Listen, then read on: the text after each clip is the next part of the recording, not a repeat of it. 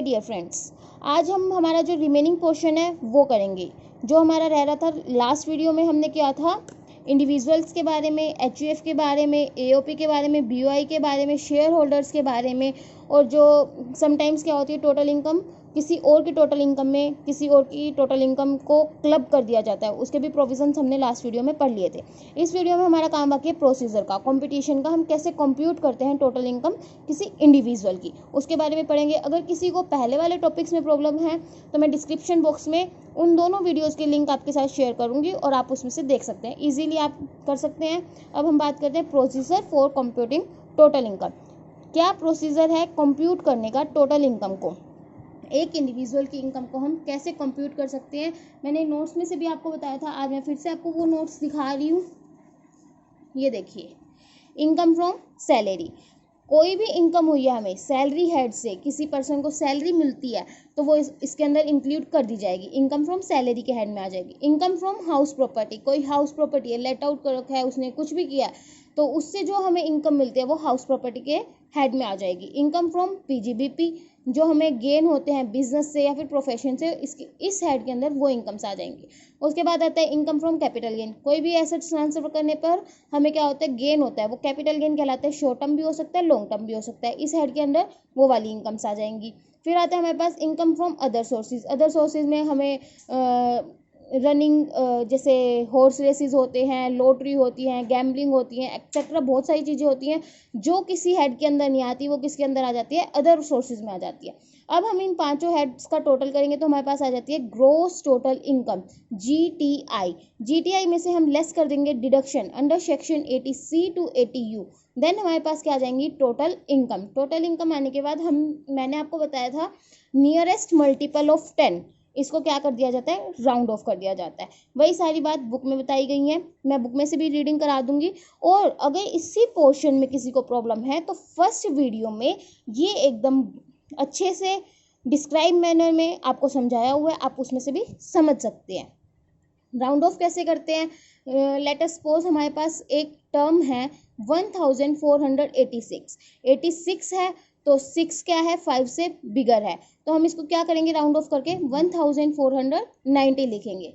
और second time हमारे पास मानो 1486 के प्लेस पर 1484 है, 4 जो है स्मॉलर है किससे, 5 से, तो हम इसको क्या लिखेंगे राउंड ऑफ करके 1480। ये बात क्लियर हुई। अब हम लेते हैं बुक से reading. Procedure for computing total income, first of all ascertain the various incomes which are to be included in total income on the basis of residence। Residential status के अकॉर्डिंग हम उनकी जो इनकम होंगी various heads में उनको लेंगे। Number 2, these income will be computed according to various section of act under the head salary, income from house property, PGBP, capital gain and income from other sources. और जो ये income होंगी, the income of others will also be included under section 60 to 65 in the appropriate head while computing the income under various heads। Number 3 पे क्या आएगा, then the effect will be given to the unabsorbed losses and allowance brought forward from earlier year। कोई पिछले साल से हम losses हैं, unabsorbed losses हैं, या फिर कोई डेप्रिसिएशन वगैरह है करंट ईयर की, या प्रीवियस ईयर्स में कोई डेप्रिसिएशन हमारी पेंडिंग रह रही है, वो सारी क्या होगी इसके अंदर कैलकुलेट करी जाएंगी, माइनस करी जाएंगी। फिर उसके बाद हमारे पास आता है from the gross total income. जो ग्रोस टोटल इनकम होगी उसमें डिडक्शन अलाउड कर दी जाएंगी 80C to 80U की। जो हमारी डिडक्शंस आती है under section 80C to 80U, वो डिडक्शंस जीटीआई में से माइनस कर देंगे तो हमारे पास क्या आ जाएगा, टोटल इनकम आ जाएगी। और उस टोटल इनकम को क्या करना है, राउंड ऑफ करना है। किसके राउंड ऑफ कैसे करना है, नियरेस्ट मल्टीपल ऑफ 10 रुपीज़। आई बात समझ में, मैंने आपको नोट्स में भी दिखाया, मैंने आपको बुक से भी रीडिंग कराई। उसके बाद आता है chart showing competition of total income of an individual. Income as computed under the following heads after set off losses, income from salary, income from house property, profit and gain of business और profession, capital gain short term long term दोनों type का हो सकता है। Income from other sources, other sources में कौन सी आएंगी, कैजुअल इनकम्स आएंगी, अदर इनकम्स आएंगी। कैजुअल इनकम कौन सी होती है, lottery, card games, horse races, betting, gambling etcetera. Other incomes जो होती हैं पांचों हेड में, मतलब सॉरी, जो पहले के 4 हेड हुए उनमें कहीं जगह नहीं मिलती, उसको कहाँ जगह मिल जाएगी, इनकम फ्रॉम अदर सोर्सेज में। फिर हमारी इन सबको टोटल करने के बाद क्या आ जाएगा हमारे पास, जीटीआई आ जाएगा। GTI means gross total income. Gross total income आने के बाद हमारे लेस कर देंगे deduction under section 80C to 80U। GTI में से डिडक्शंस लेस करने के बाद हमारे पास टोटल इनकम आएगी। जो टोटल इनकम आएगी उसको हम राउंड ऑफ करेंगे नियरेस्ट मल्टीपल ऑफ 10 रुपीज। फिर हमारे पास नोट दे रखा है नीचे, deduction under section 80C to 80U are not available against short term capital gain and long term capital gain. Short term और लॉन्ग टर्म कैपिटल गेन के अंडर कोई भी ऐसी डिडक्शन नहीं है जो 80C और 80U सेक्शन में दे रखी हो।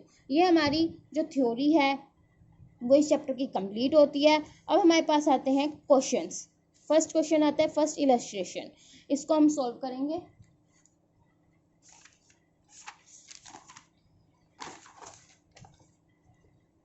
ये देखिए, आपको ये देखिए, The following are the particulars of income of Shri Vinod Kumar, who is employed in textile mill। कहाँ पर काम करता है वो, टेक्सटाइल मिल में काम करता है, कंपनी में काम करता है, एट जयपुर। जयपुर की मिल है टेक्सटाइल मिल, उसमें कौन काम करता है, विनोद कुमार काम करता है। फॉर द ईयर एंडेड 31 मार्च 2020। ठीक है, फर्स्ट ऑप्शन आता है हमारे पास ए, सैलरी एट 16,000 पर month and his travelling allowance for going on tour for the year amounted to rupees 2800। 2800 जो है वो क्या है, उसके ट्रैवलिंग अलाउंस है, और जो सैलरी है पर मंथ कितनी है, 16,000 पर मंथ, उसकी क्या है, सैलरी है। फिर हमें क्या करना होगा, सबसे पहले हमारा हेड कौन सा होता है, इनकम फ्रॉम सैलरी। तो हम क्या करेंगे, सबसे पहले नोट डालेंगे और यहाँ पर लिखेंगे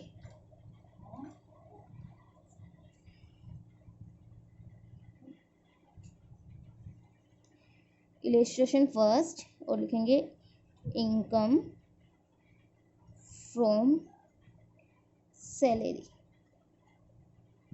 बेसिक्स पे कितनी है उसकी, देखिए इसमें लिखा है 16,000 पर मंथ। पर मंथ है तो एक मंथ में कितने, सॉरी 1 ईयर में कितने मंथ्स होते हैं, 12 मंथ होते हैं। तो हम क्या करेंगे, 16,000 को मल्टीप्लाई कर देंगे 12 से, हमारे पास कितना आ जाएगा, 1,92,000। तो हमारा 1,92,000 क्या आया, उसकी बेसिक पे आई। ठीक है, उसके बाद उसने बोला है travelling allowance for going on tour for the year amounted rupees 2,800। अब मुझे बताइए, हमने पहले पढ़ा है कि भाई जो ट्रैवलिंग अलाउंस होते हैं वो एग्जम्प्ट होते हैं कि एग्जम्प्ट नहीं होते हैं। ट्रैवलिंग अलाउंस होता है, एक ट्रांसपोर्ट अलाउंस होता है ना, हमने लास्ट सेमेस्टर में पढ़ा था। तो जो ट्रैवलिंग अलाउंस है वो क्या होते हैं, एग्जम्प्ट होते हैं। तो हम क्या लिखेंगे इसमें,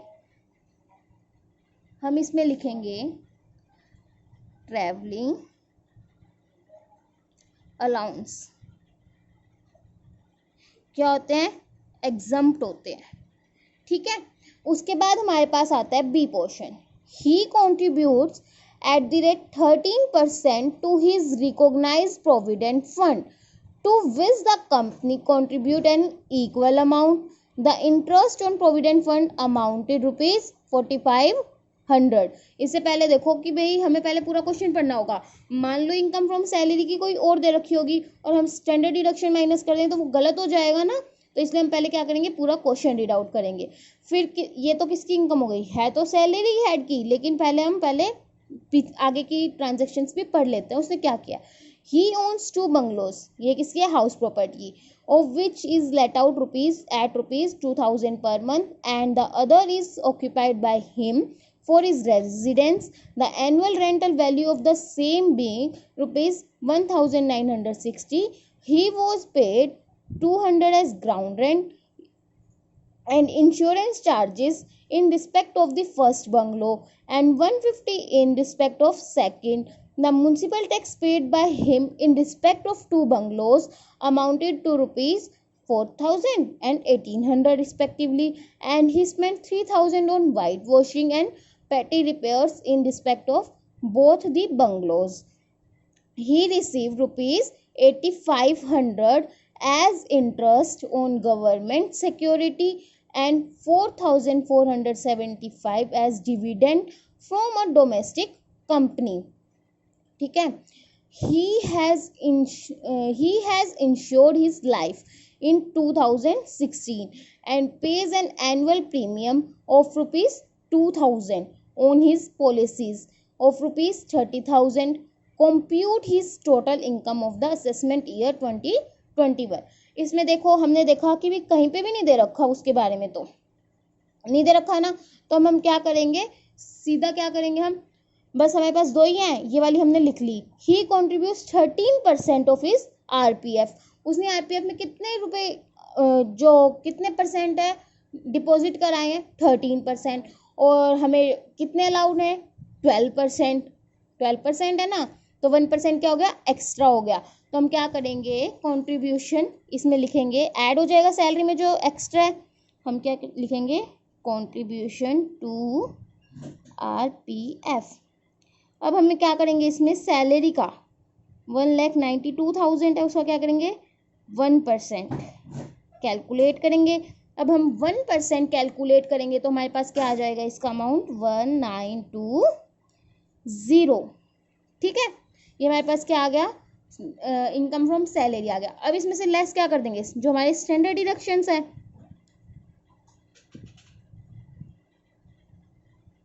ये देखो मैंने लिख दिया स्टैंडर्ड डिडक्शन. अब मुझे आप बताओ स्टैंडर्ड डिडक्शन होती कितनी है, 50,000.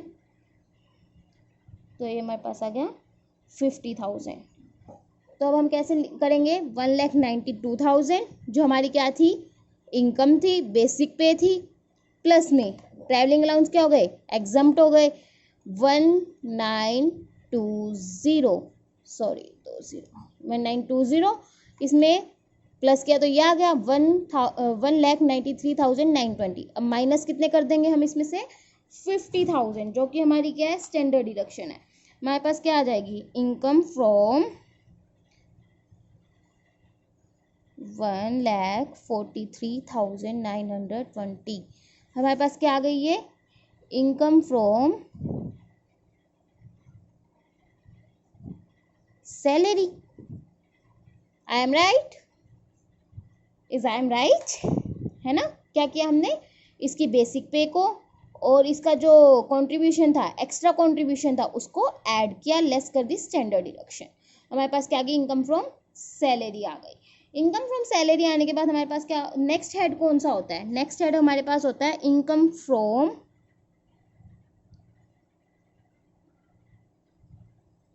House property. अब बताओ मुझे हाउस प्रॉपर्टी के बारे में. ही ओन्स 2 बंगलोज, उसके पास कितने बंगलोज हैं, 2 बंगलोज हैं. One of which is let out, कितने रुपए, 2,000 per month, and the other is occupied by him for his residence. देखो जो लेट आउट है उसका हम बाद में कैलकुलेट कर लेंगे, जो उसने खुद ने ऑक्यूपाई किया उसका पहले कर लेंगे, क्योंकि हमें पता है जो उसने खुद ने ऑक्यूपाई किया उसकी ये भी क्या हो जाएगी, नील हो जाएगी. तो क्या लिखेंगे हम पहले यहाँ पे, ओन यूज या फिर सेल्फ रेजिडेंस के लिए. तो जो एनुअल वैल्यू है वो क्या हो गई, नील हो गई. अब आता है लेट आउट पोर्शन. अब हमने क्या लिखा, लेट आउट.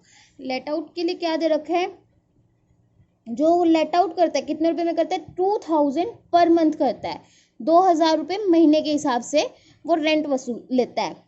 और अदर जो है ऑक्यूपाई किया उसने सेल्फ रेजिडेंस के लिए. Annual rental value of the same 1,960. He has paid ground rent. हमें क्या करना है, पहले हमें ये देखना है जो रेंटल वैल्यू है वो कितनी है, 1,960, और जो लेट आउट करता है वो कितनी है, 2,000 पर मंथ, तो 24,000. हमारे पास क्या हो जाएगी, हमें पता है ना जीएबी कैसे कैलकुलेट करते हैं, फेयर रेंट को देखते हैं, म्यूनसिपल रेंट को देखते हैं, एटसेट्रा एटसेट्रा. अब हमारे पास गिवन ही क्या है, सिर्फ और सिर्फ रेंटल वैल्यू. रेंटल वैल्यू क्या है, 1,960. 60 और हमारे पास एक्चुअल में रिसीव कितना हुआ 2000 पर मंथ, मल्टीप्लाई करेंगे कितना बन जाएगा 24,000। तो हमारी जीएवी क्या हो जाएगी 24,000, जीएवी 24,000। अब हमें क्या करना होता है जीएवी में से लेस करने होते हैं म्युनिसिपल टैक्सेस। अब देखते हैं म्युनिसिपल टैक्सेस अगर पे किए गए हैं किसके द्वारा, ओनर के द्वारा। अब हम देखेंगे इसमें he has paid, ground rent जो होगा वो तो इसके अंदर देंगे ही नहीं डिडक्शन। इंश्योरेंस चार्जेस हैं फर्स्ट बंगलो, देखिए and insurance charges in respect of first bungalow, हमें कोई लेना देना नहीं है, हमारा कोई काम का नहीं है ये। In respect of second, the municipal tax paid by him, वो ओनर है उसने ही म्युनिसिपल टैक्स पेड किए हैं। Respect of 2 bungalows amounted to ₹4,000 and 1,800, first bungalow की कितने हैं 4,000, लेस कर देंगे हम, लेस म्युनिसिपल टैक्सेस। कितने हैं हमारे पास म्युनिसिपल टैक्सेस फर्स्ट बंगलो के 4,000, तो हम 24,000 में से क्या करेंगे 4,000 लेस कर देंगे, हमारे पास क्या आ जाएगा 20,000। 20,000 क्या आ गई हमारी एवी, एवी का मतलब क्या होता है एनुअल वैल्यू। एनुअल वैल्यू पे हमें क्या मिलता है 30% की डिडक्शन मिलती है, 30% ऑन एवी, ठीक है मिलती है ना। ये बात तो आपने हाउस प्रॉपर्टी के चैप्टर में पढ़ी ही होगी कि भी हमें क्या मिलती है एवी पे 30% की डिडक्शन मिलती है। अब देखिए 20,000 का 30% निकालेंगे तो हमारा कितना आ जाएगा 6,000 आ जाएगा, तो जो हमारी वैल्यू है वो कितने आएगी 14,000, ठीक है। ये तो होगा हमारा इतना पोर्शन। अब आता है और स्पेंड किया 3,000 ऑन वाइट वॉशिंग एंड पेटी repairs in respect of the both the bungalows, हमें कोई लेना देना नहीं है, हमें बस अब तो ये देखना था कि भी हमारे पास कोई इंटरेस्ट वगैरह तो नहीं है, कोई उसने ले तो नहीं रखा, लोन वगैरह तो नहीं ले रखा, हमें बस ये देखना था कोई ले नहीं रखा। तो हमारी क्या आ गई टैक्सेबल इनकम आ गई, किससे हाउस प्रॉपर्टी से। Income from HP, HP means house property, कितनी आई 14,000, ठीक है। फिर उसके बाद हम आगे पढ़ेंगे he received 8,500 as interest on government security. भाई अब हाउस प्रॉपर्टी का कुछ नहीं दे रखा, कैपिटल गेन का कुछ नहीं है इसके अंदर, हम पहले रीड आउट कर चुके हैं। हमने किस किस के लिए लिख लिया, इनकम फ्रॉम हाउस प्रॉपर्टी का लिख लिया, इनकम फ्रॉम सैलरी लिख लिया। अब हमारे पास उसके बाद कौन सा आता है थर्ड हेड, बिजनेस का आता है, कोई गेन हुआ बिजनेस से वो नहीं दे रखा हमारे पास, ठीक है। फोर्थ कौन सा आता है हमारे पास कैपिटल गेन, कोई कैपिटल गेन भी नहीं है। अब लास्ट एंड फिफ्थ हेड कौन सा बचा हमारे पास इनकम फ्रॉम अदर सोर्सेज। अब हम लिखेंगे क्या इनकम फ्रॉम अदर सोर्स, ठीक है।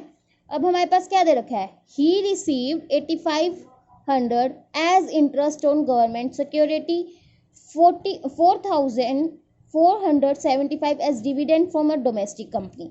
जो पहले हम गवर्नमेंट सिक्योरिटी लिखेंगे interest on government security, government security जो होती है उनको ग्रोस अप नहीं करना होता, वो ऑलरेडी ग्रोस्ड अप होती हैं, तो ये कितना आ जाएगा 8,500। फिर है dividend from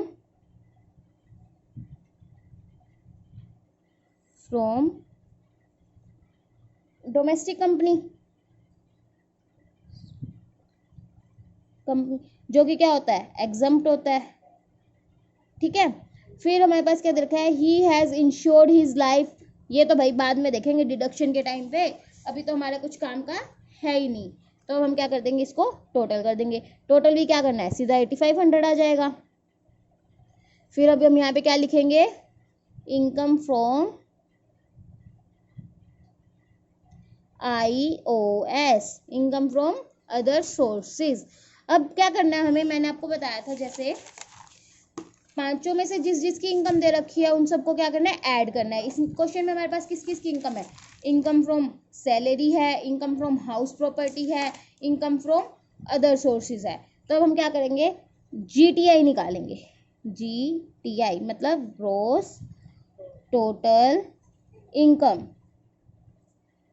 gross total income को हम क्या लिख सकते हैं GTI, ठीक है। अब देखो हमारे पास सैलरी की इनकम फ्रॉम सैलरी कितनी आई थी? 1,43,920 आई थी। अब हमारे पास इनकम फ्रॉम हाउस प्रॉपर्टी कितनी है? 14,000। और जो लास्ट है हमारे पास क्या है? Last income from other sources कितनी आई है हमारे पास? 8,500 आई है। टोटल कितना हो गया? कितना हो गया टोटल? 1,66,420। आई इतनी बात समझ में? ये क्या आ गई हमारी? GTI आ गई, ग्रोस टोटल इनकम आ गई। अब हमें क्या करना है? डिडक्शंस को लेस करना है। Less deduction under section 80C to 80U। ठीक है, जो हमें डिडक्शन मिलती है under section 80C to 80U हमने 5th सेमेस्टर में पढ़ा था ना, आप सभी को याद होगा, आई होप। अब देखो उसने कंट्रीब्यूट कितना किया रिकॉग्नाइज्ड प्रोविडेंट फंड में? 13% किया है, लेकिन जो उसका 12% है वो तो उसको डिडक्शन मिल जाएगी ना। जो 1% था वो तो हमने उसकी इनकम में ऐड कर दिया। अब जो रिमेनिंग 12% है उसकी तो उसको डिडक्शन मिलेगी। तो हम क्या करेंगे? जितनी हमारी बेसिक सैलरी थी, कितनी थी हमारी बेसिक सैलरी? सॉरी, कितनी थी हमारी बेसिक सैलरी? 1,92,000। तो 1,92,000 का हम क्या करेंगे? 12% निकालेंगे। कितना आ गया? 23। सॉरी, एक सेकेंड, जस्ट वेट। ये देखिए हमारे पास जो उसको PF में उसने कितना कंट्रीब्यूट किया? 13%। पहले हम क्या करेंगे? 12% निकाला था ना हमने, किसका? 1,92,000 का, जो उसकी बेसिक पे है वो कितना है? 23040। उसकी तो उसको डिडक्शन मिलेगी। मतलब जो उसमें 1% एक्सेस में है उसकी भी क्या उसको डिडक्शन मिलेगी? 80C और 80U में हमने पढ़ा था, जो उसने एक्सेस कंट्रीब्यूशन किया है उसकी उसको डिडक्शन मिलनी चाहिए या नहीं मिलनी चाहिए? मिलनी चाहिए। तो हम क्या करेंगे? उसको सीधा मतलब या तो आप ऐसे कर सकते हो भाई, पहले उसको 12% निकालो 1,92,000 का, और फिर उसका 1% निकालो। या फिर आप सीधा भी कर सकते हो कि भाई क्या करना है? 1,92,000 का आपको क्या करना है? 13% निकालना और उसको डिडक्शन मिल जाएगी। कितने की मिलेगी? कंट्रीब्यूशन टू RPF में कितने की डिडक्शन है? 24,960, 24,960। ठीक है, एक तो उसको ये डिडक्शन मिल गई। अब उसको और कोई डिडक्शन दिख रही है आपको मिलती हुई? ऊपर वाली 4 लाइन्स में कोई डिडक्शन नहीं है ना। अब देखो एक डिडक्शन यहाँ पे भी मिलेगी। He has insured his life in 2016 and pay annual premium. Annual premium कितनी दे रहा है? 2,000 on his policies of ₹30,000। वैसे क्या होता है कि भाई हम 30,000 का कितने परसेंट निकालेंगे? 10% निकालेंगे। 10% निकालेंगे 30,000 का तो कितना आएगा? 3,000। और जो प्रीमियम वो कितने की पे कर रहा है? 2,000। तो जो लोअर होता है वही लेते हैं। मतलब या तो जो एक्चुअल उसने जितने की प्रीमियम है उसका 10%, या फिर जो एक्चुअल में वो पे कर रहा है वो, विच एवर इज लोअर। तो लोअर क्या है? 3,000 या 2,000? तो 2,000 क्या हो जाएंगे उसके? लाइफ इंश्योरेंस प्रीमियम के।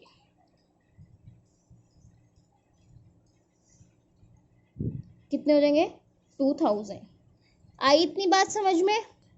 ये होने के बाद अब आपको कोई दिख रही है कि भी उसको डिडक्शन मिलनी चाहिए?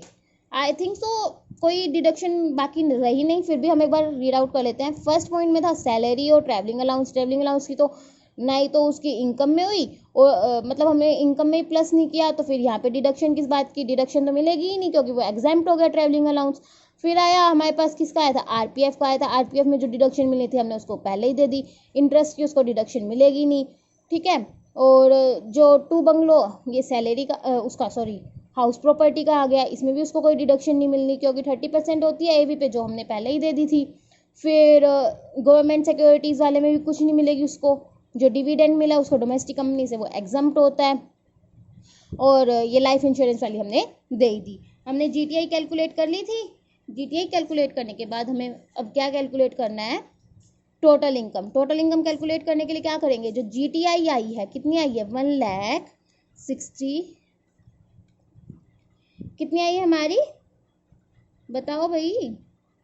1,66,420 आई है। तो इसमें से क्या लेस कर देंगे, जो डिडक्शंस हमने देखी है, कितनी कितनी देखी है हमने डिडक्शन, लेस 24,960 लेस 2,000, यही है डिडक्शन।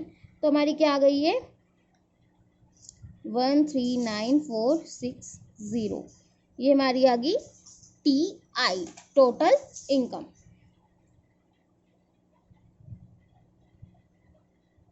ये हमारे पास क्या आई, टोटल इनकम आ गई।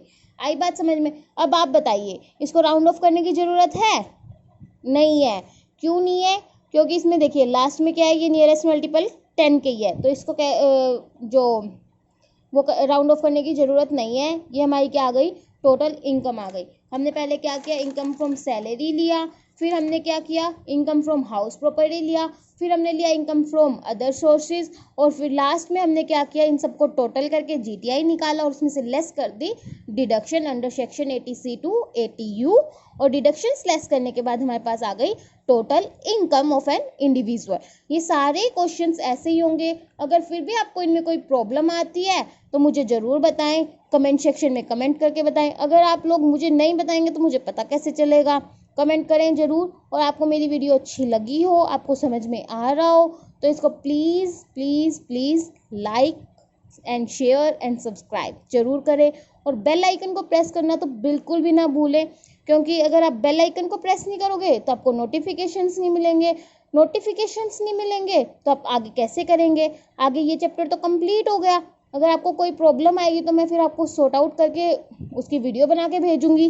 किसी क्वेश्चन में प्रॉब्लम आ रही है, कमेंट करके बताएंगे, तभी मैं आपको वीडियो भेजूंगी उससे रिलेटेड। जो भी आपको प्रॉब्लम होगी उसको सॉल्व करके, और फिर नोटिफिकेशन नहीं आएंगे तो हम आगे चैप्टर आप कैसे करेंगे। अभी तो हमारे बहुत सारे चैप्टर पेंडिंग है।